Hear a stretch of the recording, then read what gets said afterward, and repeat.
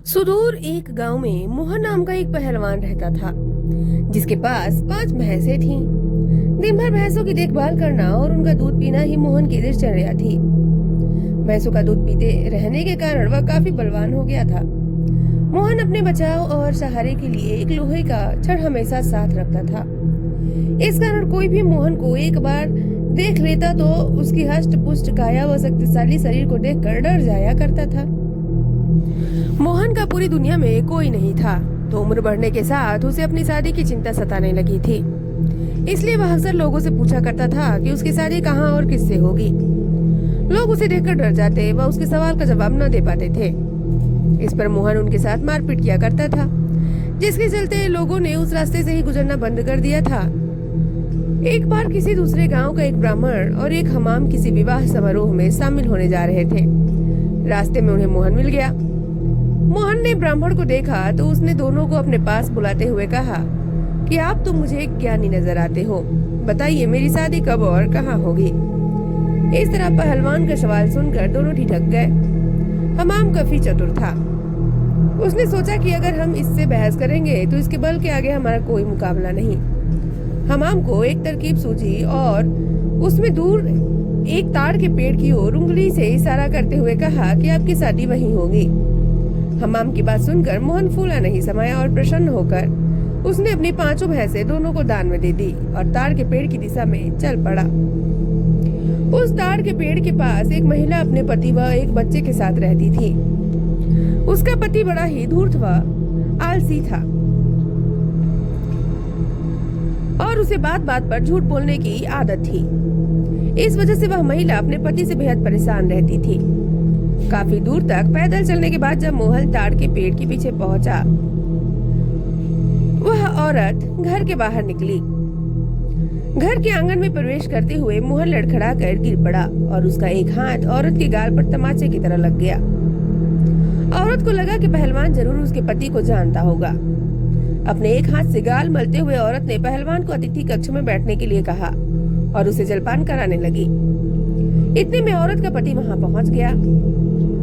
एक दूसरे आदमी के साथ अपनी पत्नी को देखकर वह गुस्से से मोहन की ओर इशारा कर पत्नी से पूछने लगा कि यह शख्स कौन है। औरत ने डरते हुए कहा कि उसे लगा कि वह परिचित है, इसलिए उसने उसे भीतर आने दिया। अपनी पत्नी की बात सुनकर वह शख्स और क्रोधित हो गया और लड़ने के लिए मोहन की ओर झपका। शख्स को रोकने के लिए मोहन ने अपनी लोहे की छड़ी उसके सर पर रख दी, जिससे वह आदमी वहीं मर गया। यह सब दृश्य देखकर उसकी पत्नी रोने लगी।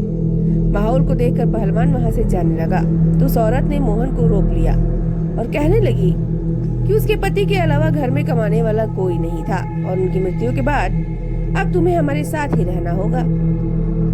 इसके बाद मोहन उस औरत के साथ उसी घर में रहने लगा। मोहन को भैंसों का दूध पीने के अलावा कोई काम नहीं आता था।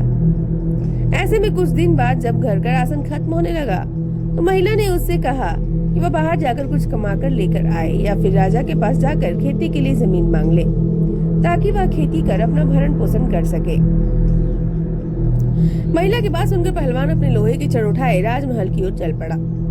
राजमहल के पास पहुंचने पर सभी द्वारपाल और सैनिक मोहन की काया देखकर डर के मारे कांपने लगे और तुरंत राजा तक सूचना पहुंचाई कि कोई बलवान हाथ में लोहे की छड़ लिए महल की ओर बढ़ा चला आ रहा है।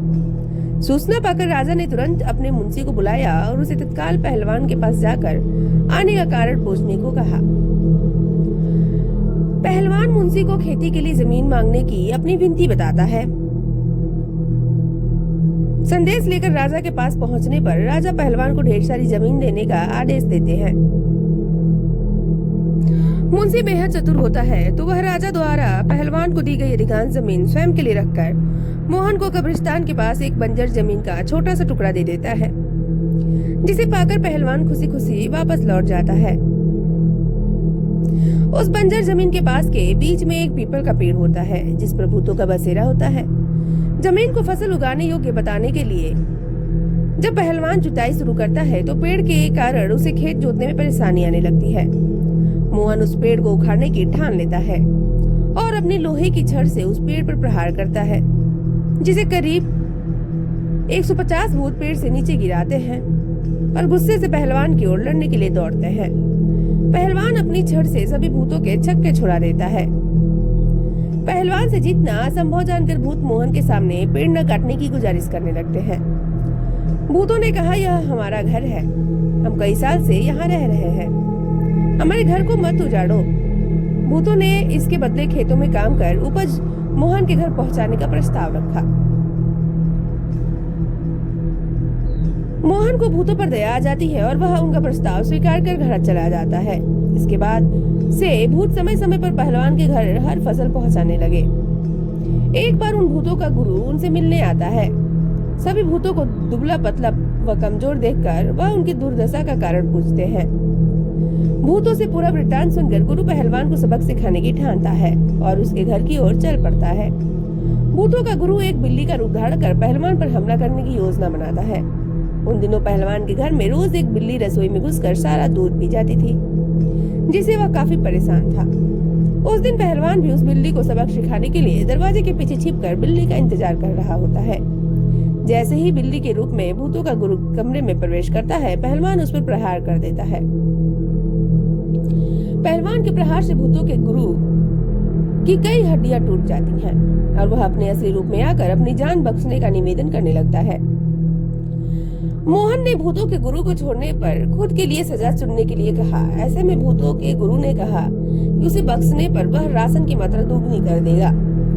भूतों के गुरु ने इस बात पर कुछ देर विचार करने के बाद पहलवान उसे छोड़ देता है। पहलवान के घर से निकलकर भूतों का गुरु सीधे अपने शिष्यों के पास जाता है। शिष्यों के पूछने पर वह उन्हें पूरा वृत्तांत बताता है और कहता है कि अब से पहलवान के घर भेजने वाले राशन की मात्रा दोगुनी करनी होगी। तो आप लोग स्टोरी कैसी लगी प्लीज कमेंट करके जरूर बताइएगा। स्टोरी पसंद आई हो तो लाइक और शेयर करना ना भूलिएगा। चलिए मिलती हूँ मैं आप लोगों से नेक्स्ट मजेदार स्टोरी के साथ। तब तक के लिए बाय बाय, टेक केयर।